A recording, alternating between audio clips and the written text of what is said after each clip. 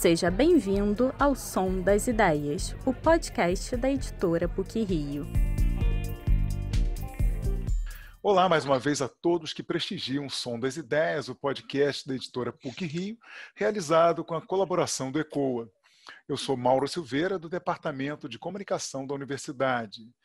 Neste episódio, vamos conversar sobre o livro Trajetórias Judaicas, História, Cultura e Educação, que está sendo lançado pela editora PUC-Rio em coedição com a editora Numa. Com a organização das professoras Sônia Kramer e Eliane Pichol, a obra foi concebida e elaborada por professores do curso Trajetórias Judaicas, idealizado pelo Museu de Arte do Rio de Janeiro, o MAR, organizado com a PUC-Rio. Viabilizado a partir de financiamento público e privado, o curso, e agora o livro, tem, entre outros objetivos, contribuir para o conhecimento e o encontro entre culturas e religiões que marcam a história do Rio de Janeiro. E para falar sobre trajetórias judaicas, o Som das Ideias traz para vocês as organizadoras do livro. Sônia Kramer é professora do Departamento de Educação da PUC-Rio, onde fez mestrado e doutorado. É pós-doutora pela New York University. Na PUC, entre os diferentes cursos que coordena, está o de pós-graduação em estudos judaicos. Desenvolve projetos e ações de ensino, pesquisa e extensão em educação infantil e primeiros anos do ensino fundamental, infância e formação de professores, linguagem, leitura, escrita e literatura, judaísmo e cultura ídis. Eliane Pichol é mestre em Sociologia pela Universidade Cornell, nos Estados Unidos. Atuou no Ministério da Cultura e no Ministério da Educação, onde, entre outras funções, foi assessora da reitoria da UFRJ. Atuou em diferentes instituições, como a PUC-Rio e a Fundação Getúlio Vargas. Ela é coordenadora da Judaica do Museu de Arte do Rio. Sônia, Eliane, é um prazer recebê-las aqui no nosso Som das Ideias. E para começar essa conversa, eu gostaria justamente que vocês conversassem um pouco conosco, com nossos ouvintes, sobre o que levou à realização do livro, do curso, tudo que está envolvido nesse projeto. É uma alegria enorme, uma grande emoção. Queria agradecer aqui a editora da PUC, ao Mauro, por essa oportunidade. E é uma história, eu acho que é uma história bonita, ela já não é tão curta, né? Na verdade, você citou aí o curso de pós-graduação em estudos judaicos, que eu acho que é um primeiro momento, já tem 10 anos, em 2010, a gente realizou na PUC esse curso para professores e futuros professores das 5 escolas judaicas que existem na cidade do Rio de Janeiro, e num contexto que é um contexto que gera o presente projeto. Eliane daqui a pouco vai falar do ponto de vista do MAR, mas eu queria assim, destacar o como e eu falei emoção mesmo propositadamente, trabalhar numa universidade católica que tenha esse compromisso com a pluralidade, com o diálogo interreligioso, com as diferenças culturais. Então, isso gerou esse curso lá de 10 anos atrás, que por uma história bem específica e que tem a ver com o papel também exercido pelo MAR, acabou produzindo o nascimento desse curso, dessa parceria entre a PUC e o Museu de Arte do Rio MAR. Bom, agora eu quero falar um pouquinho do MAR, porque é impressionante como as coisas acabam assim, uma sinergia e vão se juntando, porque o MAR, desde a fundação do MAR, o museu é voltado para a área de educação.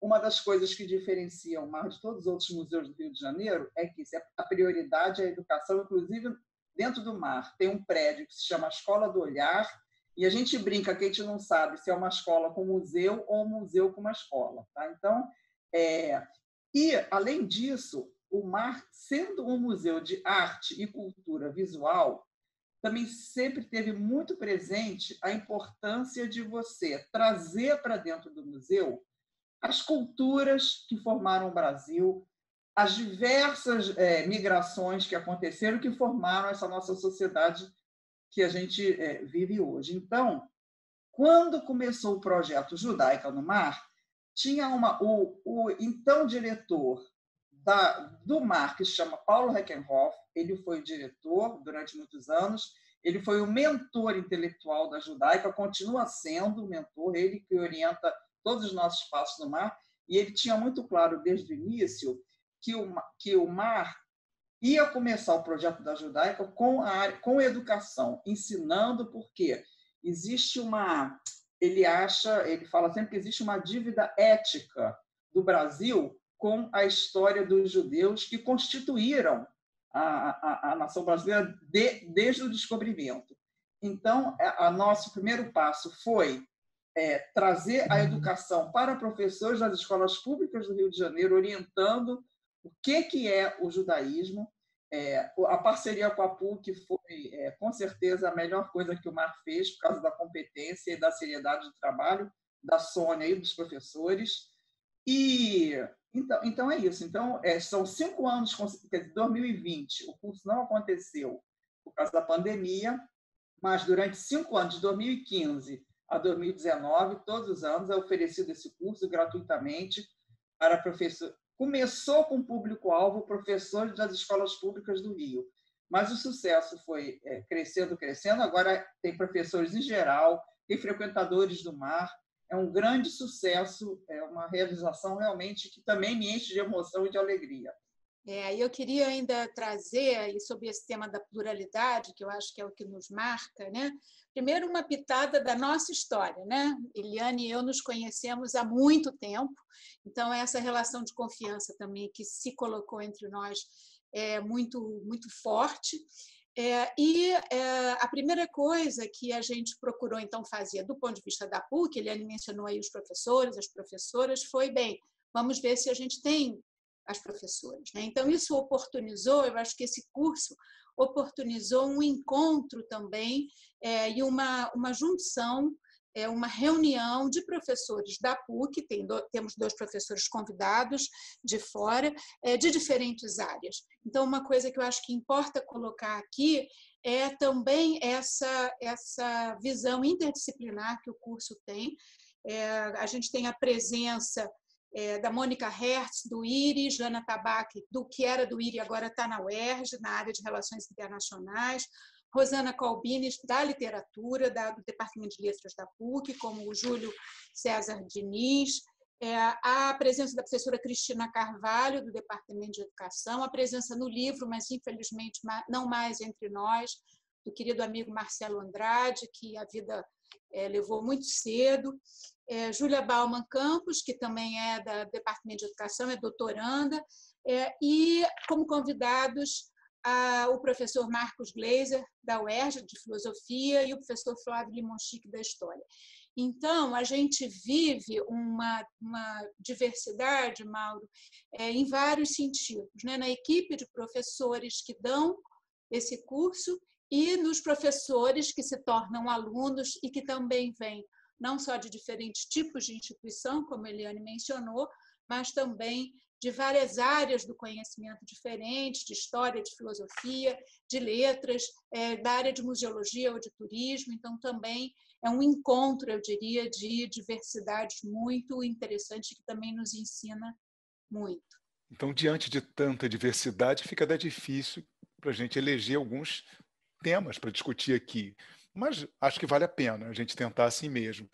Eu gostaria que vocês começassem a conversar, a Eliane agora, sobre a contribuição dos judeus para a construção de uma sociedade brasileira. E depois eu gostaria que a Sônia falasse um pouquinho sobre o caso do Rio de Janeiro específico. Podemos? Podemos, então.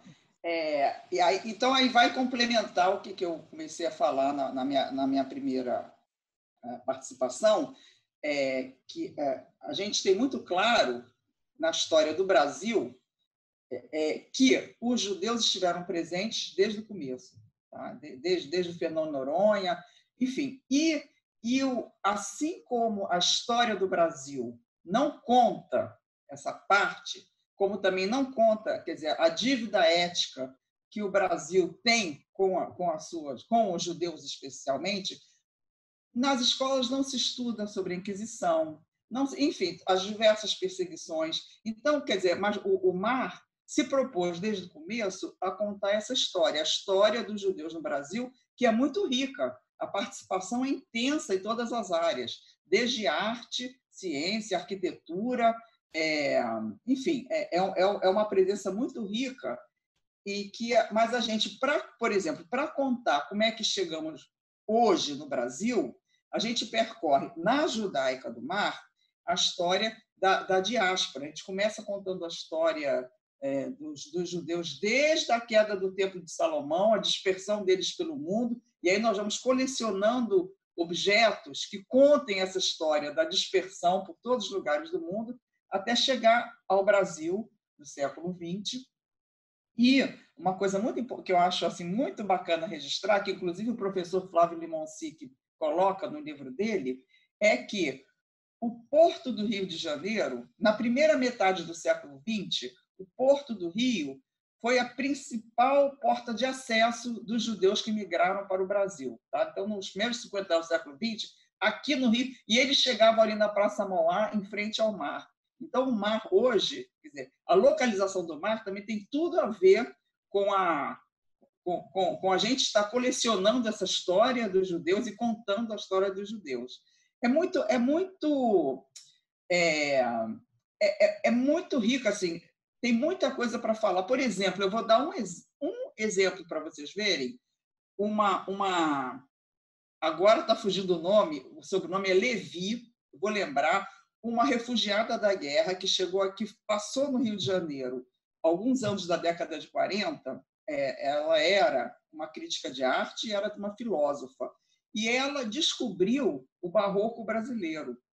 Ela elevou o barroco à categoria assim, de uma arte de primeira qualidade, que antes era uma coisa mal vista, era considerado cafona. Se a gente pensar, mesmo durante a época do modernismo, do movimento de 22, o barroco era totalmente ignorado. A partir dessa Levi, que ela começou a mostrar, e aí a arte brasileira começou a estudar e a abrir a cabeça para a contribuição enfim, do barroco, do aleijadinho, etc. Então, assim como isso, temos no campo do diálogo com os indígenas. Noel Núteus foi um pioneiro. Noel Núteus talvez o primeiro a entrar, quer dizer, não, Marechal Rondon não se fala, né? Mas aqui assim, depois o Noel Núteus tem fotos, tem filmes, tem depoimentos, ele deu a vida dele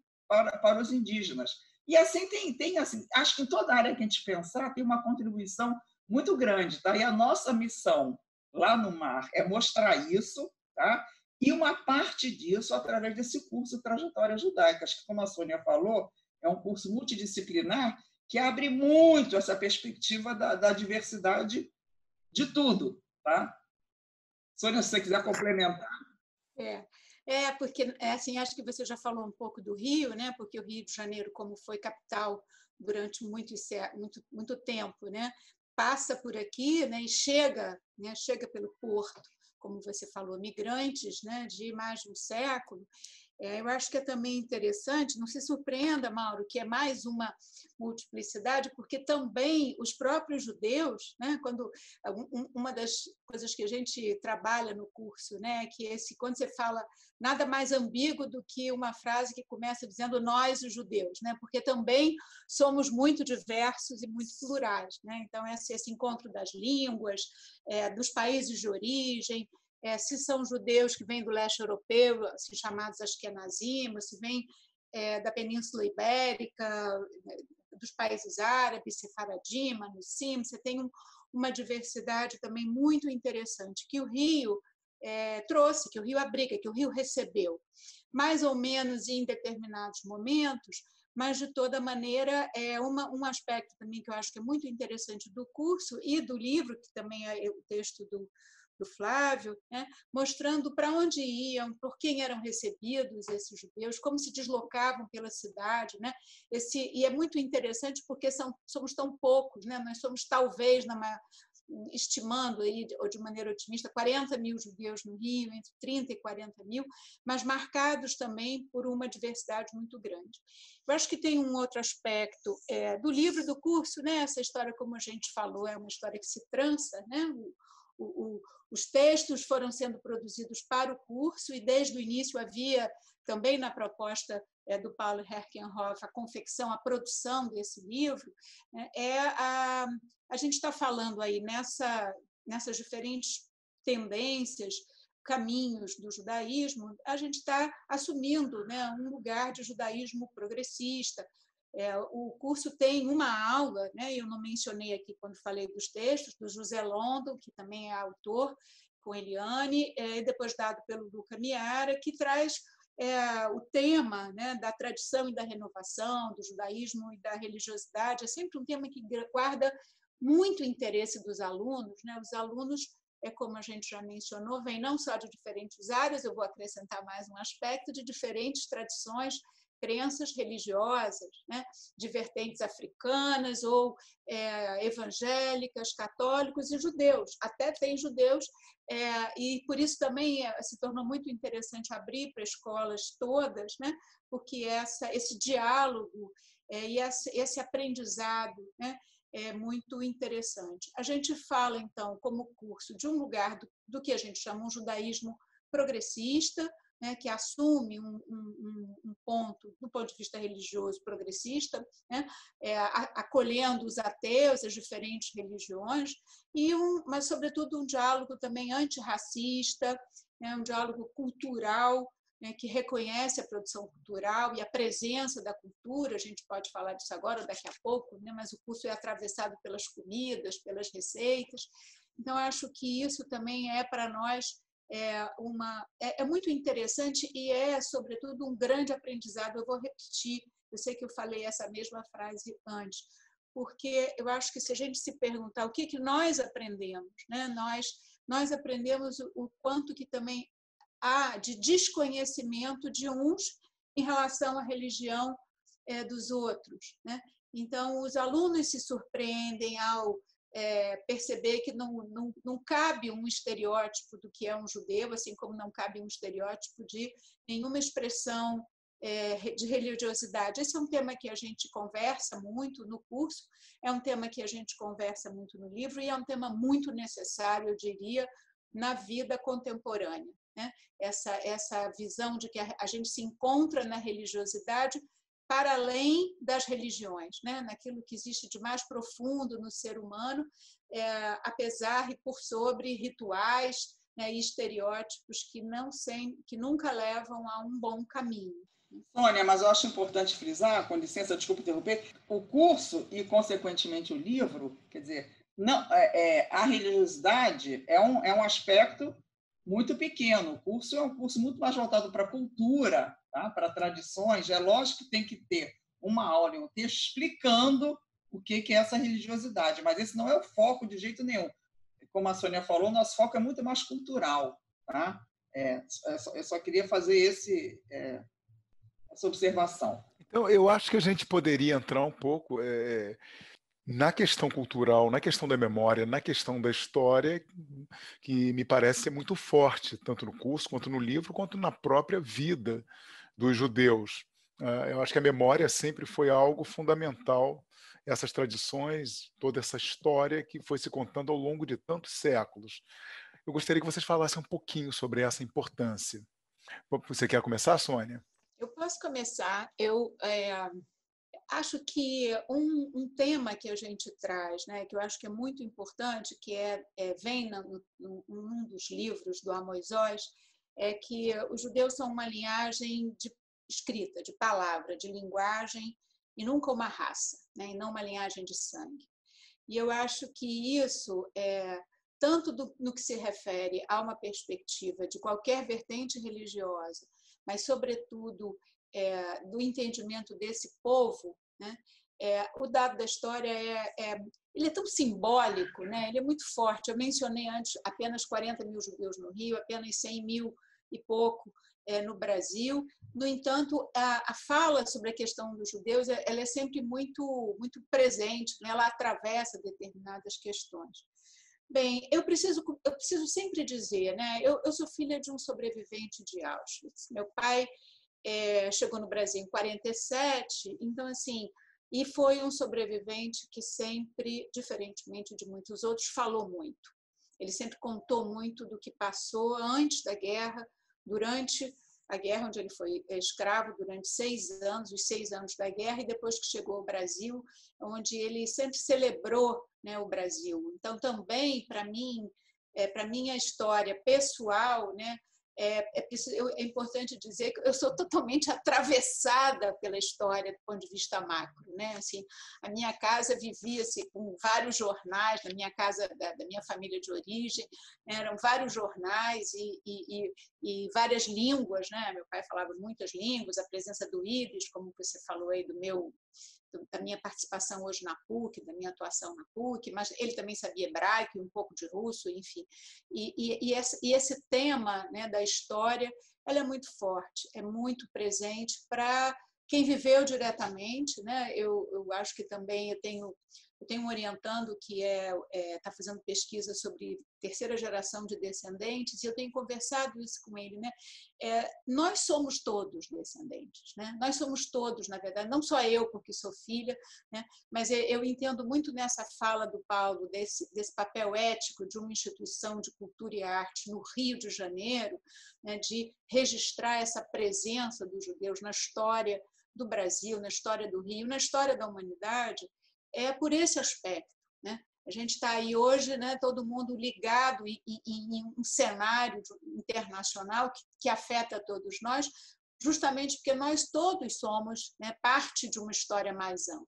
E eu acho que os judeus, né, em geral, se me permite falar isso, é um completo erro teórico falar assim, os judeus em geral, né, mas eu me permitiria dizer, eu aprendi lá na minha casa durante toda a minha vida e gosto de conversar sobre isso com os alunos, né, que a gente está sempre com o olhar nessa história mais ampla, né, e sempre do ponto de vista de como nós entendemos o curso, e aí eu estou falando nós, Eliane e eu, o curso, o livro, e a discussão, o debate sobre a presença dos judeus, o cotidiano e a história, né, como eu gosto de dizer, é preciso entender esse cotidiano como uma história ao vivo, né?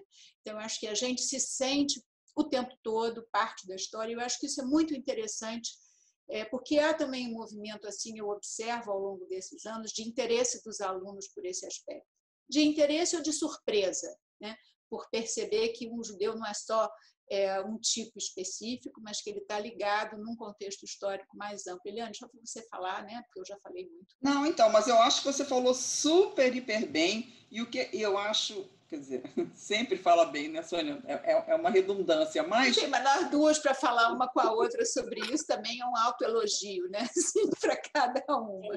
Mas, de qualquer maneira, isso que você colocou, quer dizer, da nossa história, né, que, para além do contexto brasileiro, a gente está sempre antenado nessa história mais ampla, está me vindo à mente.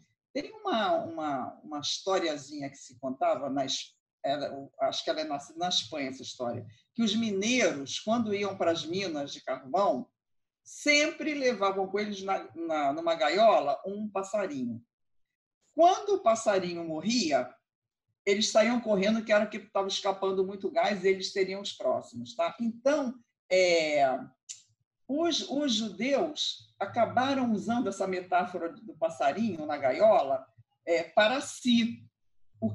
E agora, isso aqui está muito claro esse momento que nós estamos vivendo, porque se a gente pensa em história para além do contexto brasileiro e dentro do contexto brasileiro, a gente está vendo um ressurgimento forte de correntes antissemitas. No Brasil, o crescimento de grupos neonazistas, que já vinha da década de 90, mas que nos últimos 2 anos mais do que duplicou, foi mapeado 370 e poucos grupos neonazistas funcionando no Rio de Janeiro, seja através de sites, de blogs, de reuniões presenciais. Então, nesse momento, a gente se coloca assim como o passarinho na gaiola. E a gente precisa alertar o seguinte: olha, nós somos os passarinhos, mas se todo mundo não reagir, quem odeia, quem é antissemita, começa com o antissemitismo, mas depois vai passar para o negro, para o gay, enfim, para as outras minorias. Então, isso a gente está antenado no que está acontecendo agora no mundo, já faz parte da nossa tradição, porque a gente carrega no DNA essa história. Eu sempre gosto de lembrar que a história dos judeus no mundo ela é muito mais, ela é composta de tanta coisa maravilhosa e formidável. Não é bom ficar falando, o Holocausto, a Inquisição, mas é inevitável se lembrar do que aconteceu, dessa maior tragédia do século XX, que foi o Holocausto. E agora a luzinha começa a acender de novo, porque a gente está sentindo que está num momento muito estranho no mundo e aqui no Brasil também. Então é isso que eu queria complementar, dizendo assim, que como é que a história e a cultura que a gente carrega faz a gente acender a luz vermelha e lembrar dessa história do passarinho lá na mina. E, na verdade, eu acho que, se você permite, Mauro, porque eu acho que nessa metáfora que trouxe a Eliane, e nesse contexto em que a gente vive, eu gosto de pensar o que eu chamo essa cadeia, né, que começa com um estereótipo, que se transforma numa discriminação, que agrava e vira um preconceito, que do preconceito isso pode gerar práticas de perseguição, exclusão, eliminação. Lamentavelmente, uma cadeia que a gente diz, claro, é preciso resistir. E eu, para mim, como professora que sou há muitos anos na universidade e nesse curso, né, onde a gente trabalha com esse tema das trajetórias judaicas, eu digo que, além de resistir, é preciso impedir que se avance em cada um essas ações, né, essas ações contra o outro e qualquer outro, né? Não estou me referindo unicamente ao estereótipo em relação ao judeu, mas emblematicamente, sim, em relação ao judeu e a todos os outros tipos de diferenças, de diversidades, inclusive do modo de pensar, que eu acho que é uma das coisas que são muito geradoras de ódio no momento atual. Então, o que eu vejo é que a oportunidade desse curso, que toma isso nas mãos, né, como se fosse assim, tomei esse tema, né, na gaiola, né, que nos permite também construir um ponto de vista ou vários pontos de vista que são contrários a qualquer tipo de preconceito. Mas você é o dono do programa, faça a sua pergunta. Não, de forma alguma, as donas são vocês. A minha pergunta, ela, de uma certa forma, junta dois depoimentos, da Eliane e o seu, em relação ao seu pai. Você disse que seu pai sempre falou muito, conversou muito. E a Eliane trouxe uma informação, não deixa de ser uma informação, sobre esse recrudescimento de grupos neonazistas de muito pouco tempo para cá, segundo ela nos trouxe. O que eu te pergunto é o seguinte: em algum momento, na convivência com seu pai, ele manifestou algum temor de que isso pudesse acontecer aqui no Brasil? Ou em algum momento vocês identificaram esse tipo de movimento que transforma vocês no passarinho da gaiola? Eu posso, sem precisar pensar muito, Eliane sabe, porque a gente já conversou sobre isso, dizer que não. Eu acho que o que assusta no exemplo e nos dados que a gente tem hoje é como eles são recentes.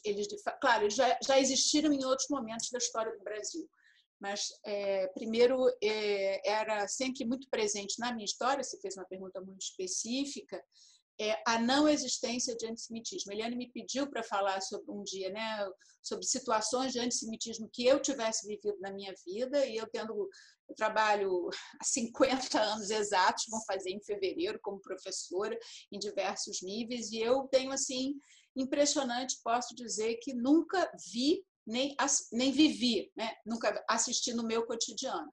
Contudo, meu pai também nunca mencionou isso, eu acho que ele tinha toda uma visão, que é uma visão comum, né, entre aqueles que, como ele disse, foram libertados. Ele foi libertado quando a guerra acabou, no dia que o trem onde ele estava foi bombardeado. Então, há uma visão de que a América era o lugar da liberdade e da democracia, e por isso que a gente fica assustado, né? Cadê esse gás está aí meio soltando, né, sobre nós, os passarinhos, e o cuidado, né, para que a gente sempre possa construir a liberdade e a democracia. Acho que esse é o meu ponto de vista. Eu concordo plenamente com você. Eu também sou filha de imigrantes, mas os meus pais chegaram bem antes da guerra, mas meu sogro e minha sogra também eram sobreviventes de Auschwitz. Mas, enfim, a lembrança que eu tenho muito forte dos meus pais e dos meus sogros que também chegaram depois da guerra falando, é como o Brasil acolhia os imigrantes da maneira mais afetuosa. Afetuosa é a palavra. Como o Brasil abriu os braços para os imigrantes, se sentiam integrados, logo faziam questão de se naturalizar, virarem brasileiros, contribuir com a história, com a economia, com a sociedade. Foram pessoas que reconheceram esse acolhimento que o Brasil deu para o imigrante. Agora, indiscutivelmente, a gente está assistindo à corrosão gradual de algumas instituições, e acho que no Brasil, especificamente, sempre existiu algumas estratégias de exclusão que se manifestam assim, através de gestos, através de hábitos. Quer dizer, hoje, o movimento, a partir do Black Lives Matter, a gente começa a ver as atitudes que muitos de nós tinham na maneira de falar, em algumas observações, e ninguém se dava conta que estava emitindo algum comentário racista, da mesma forma que emitem muitos comentários antissemitas. O que eu acho é que, de um tempo para cá, está permitido isso. Ficou bacana, não tem que ter vergonha. Vou expressar meu ódio contra as minorias, vou me expressar porque eu sei que eu tenho respaldo. O que está acontecendo hoje de diferente é isso, da época que nossos pais chegaram. É interessante que no Brasil não existe nenhuma maioria característica fenotípica ou que seja para poder se manifestar contra as minorias. Nesse sentido, vocês não acham contraditório esse tipo de reação ou de hostilidade? Eu acho contraditório sempre, não só aqui, né? Eu acho que eu conheço em alguns contextos, essa é a pergunta que a gente se faz, né? Como reconhecer e admitir o outro, quando ele está presente ou quando ele não está presente, né? Então, também em contextos onde não há negros ou não há judeus, né? Como a construir essa visão de ser humano, né? Que parece um jogo de palavras o que eu vou dizer, mas não é, né? Que o que nos singulariza como humanos é a nossa pluralidade. Não tem jeito, né? Por mais aparentemente homogêneo que pode ser um determinado local, uma determinada comunidade, eu só me constituo como pessoa na medida em que eu reconheço a pluralidade que são as pessoas, crianças, jovens e adultos. Eu acho que essa é uma tarefa muito importante que eu acho que a gente assume também nessa nossa parceria da universidade com uma instituição pública de cultura e arte, né, e de educação, né, as duas, né, fazendo circular. E eu acho que tem alguns elementos que são importantes da gente citar, que a gente trabalha tanto no curso como no livro, que são exatamente elementos da produção cultural tão rica, né? Não sei se você quer que a gente converse mais sobre esses aspectos do antissemitismo, porque eu estou me referindo, eu sempre sou muito desafiada pelo tema do desconhecimento. É claro que você não combate o preconceito apenas com o conhecimento, né? Eu acho que a gente combate o preconceito com o conhecimento, a dimensão ética e a sensibilidade estética, né? Seja da arte, seja do gosto do paladar, da produção literária, filosófica, musical, da sabedoria, né, dos provérbios, né, que as culturas e a cultura judaica têm muitíssimo, né, os ditos populares. Então, acho que isso também, no limite do curso, no limite do tamanho do nosso curso e do livro, né, o livro é atravessado por receitas, por contos, né? A gente queria ter feito com as músicas também, mas isso se mostrou logo tecnologicamente tão superado, né? A gente e essas músicas são muito encontradas em qualquer estratégia, em qualquer plataforma, sites, né? Mas é também com essa produção artística que a gente se forma, né? Contra qualquer tipo de discriminação ou preconceito. Eu acredito nisso mesmo, com esse tripé, né? Em cima dessa questão, Eliane, de que forma o livro faz uma abordagem étnica dessa discussão, já que a gente conversou sobre algumas questões que podem estar ligadas a isso também? A abordagem étnica se dá porque o livro mostra as diferentes, digamos assim, facetas da cultura, da história, da religião, judaicas e insere elas, em vários artigos, no contexto brasileiro. Então nesse sentido, o livro é importante isso, por causa da multiplicidade de visões sobre, teoricamente, o mesmo tema, que é o judaísmo, mas que tem trajetórias muito, muito, muito diversas, quase infinitas. Então, o que a Sônia começou a falar? Por exemplo, o livro é um registro importantíssimo, porque está democratizando o acesso ao conteúdo das aulas, né? Mas a riqueza das aulas, que a gente tentou, que nem a Sônia falou agora, mas não consegue passar exatamente, é porque as aulas são perpassadas por essas questões, por exemplo, de cultura, que aí é gastronomia e música, a cultura aí está mostrando uma cultura gastronômica. Então, todas as aulas, no intervalo, os alunos experimentam comidas judaicas das mais diversas origens.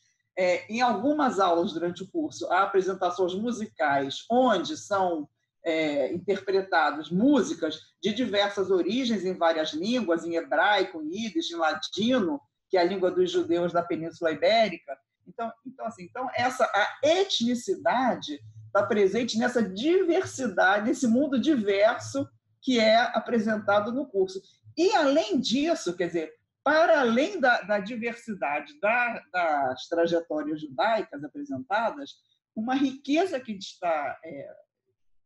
descobriu por acaso, que foi se intensificando, a Sônia chegou a mencionar, é que entre os alunos essa diversidade também aparece. Por exemplo, a gente já teve alunos ciganos que ao mesmo tempo das trajetórias judaicas, foram contando as trajetórias dos ciganos pelo mundo e no Brasil, e como tem coisa em comum entre a cultura cigana e a cultura judaica.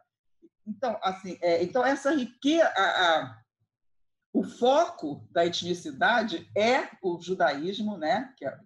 Mas o curso acaba trazendo assim, alunos afrodescendentes que também contam a história deles misturada com a nossa. Então, isso a importância do livro é fantástica, porque está levando isso, está abrindo esse conteúdo para, enfim, todo mundo queira comprar o livro, que eu acho que vale a pena, está muito bom, mas também no próprio curso, quer dizer, a riqueza da contribuição de todos os alunos para essa formação assim geral do que é essa miscelânea aqui no Brasil, que a gente acha maravilhosa, mas que agora tem...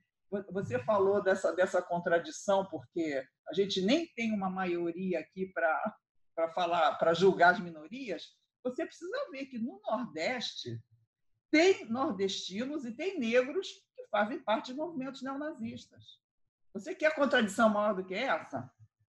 Quer dizer, uma coisa assim, tem que ser explicado, tem que ser estudado, porque nordestino, a gente brinca, né? O pessoal até brinca, o cabeça chata, dizer que é neonazista, quer dizer, são essas idiosincrasias que a gente tenta, justamente através do livro, através do curso, expor, explicar, abrir a cabeça, botar as pessoas para refletirem, né, sobre isso. Eu acho que essa é a função nossa. Isso. E é uma função assim delicada, né? Que a gente procura também exercer com delicadeza. O retorno que eu observo, né, nos últimos, pelo menos nos 2 últimos cursos, porque também a gente foi aprendendo a fazer isso. Primeiro, a gente acabou introduzindo, não tem no livro, tem no curso, até por solicitação de alunos, o debate sobre o ensino de Holocausto nas escolas, que é um tema com grande delicadeza também, mas que hoje é uma realidade no Rio de Janeiro. E também, ligado a esse tema da etnicidade, o que eu ia colocar é que a gente foi aprendendo a criar espaços para que as questões também de preconceitos étnicos e raciais sejam trazidos pelos alunos em aula. E isso eu acho que é um grande retorno, porque eu acho que a narrativa, a palavra, né, essa força da palavra, e como você perguntou da história, do relato da memória, ele também é muito restaurador muito constituidor das pessoas, né? Então, na medida em que um professor consegue criar um espaço no grupo, né, no curso, de expor o preconceito que sofre, não só sofreu, né, por ser do candomblé ou da Umbanda, e outro de uma família evangélica diz, você pensa que é fácil, professora, né, como disse para mim,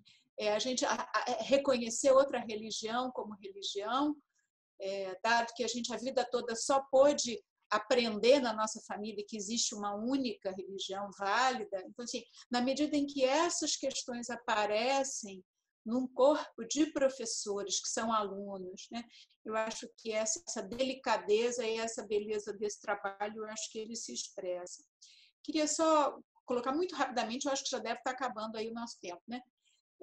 O tema da diáspora, que eu acho que, na verdade, a gente tem uma ênfase, né, por tudo isso que a gente colocou aqui, nos judeus na diáspora, mas também temos aula com a Mônica Hertz e a Jana Tabaque sobre as questões das relações internacionais e como que os estados se formaram e a questão dos judeus e os diferentes estados, só para não ficar faltando isso, que é um assunto que mobiliza também muitos alunos. Antes das considerações finais, você mesmo pontuou que a gente está chegando ao fim. E diante dessa convivência com esses alunos, com esse universo todo, a minha pergunta é se, de alguma forma, o curso e o processo que resultou no livro trouxeram também aprendizado a vocês. Não para de trazer, não é? Não para de trazer. Tanto, e a gente sabe que precisa ampliar o alcance do curso. Nosso sonho no mar é conseguir, porque esse curso é oferecido uma vez por ano, no segundo semestre. Nosso sonho é poder oferecer o curso 2 vezes por ano, para trazer mais alunos, para a gente aprender mais ainda com eles e eles com a gente, né? Poder ampliar a tiragem do livro para poder distribuir o livro e provocar discussões com esse livro, chegar às salas de aula, chegar à biblioteca. Agora, na pandemia, a gente não pode, não sei como é que é, mas, enfim, a gente não é um livro, não é mais um livro para ficar na prateleira de uma livraria ou na biblioteca de uma escola, ali, intocável. É um livro que a gente quer que as pessoas leiam, releiam, abram, fecham, discutam, e com isso a gente espera tá dando essa contribuição do que a gente aprendeu, do que os professores do curso nos ensinaram, os alunos dos cursos nos ensinaram, e o que a gente tem também para passar para eles. Com certeza, sem dúvida, a gente aprendeu muito. Oi, Sônia, você quer completar alguma coisa em relação a isso? Eu quero só agradecer. Eu quero agradecer aí a minha universidade, a PUC, por essa abertura, essa visão tão de liberdade que a gente tem, né? Eu trabalho na PUC há 41 anos, eles só contam 40, mas são 41. Agradecer aí também essa oportunidade que o Museu de Arte do Rio nos oferece. Eu acho que sempre que a gente está na universidade pode botar as mãos, não os pés, mas as mãos e o coração no trabalho concreto com os professores, né, nas instituições fora da universidade. Isso é gerador de muita aprendizagem, sem dúvida, isso nos desafia. E quero agradecer a vocês, a você, Mauro, e aqui a Tatiana, Lívia, o pessoal todo, Kim, por essa oportunidade de a gente estar aqui conversando e compartilhando esse trabalho nosso. Muito obrigada. Então eu pego carona, ela já agradeceu, eu já fico quietinha, porque ela falou no nosso nome, tá?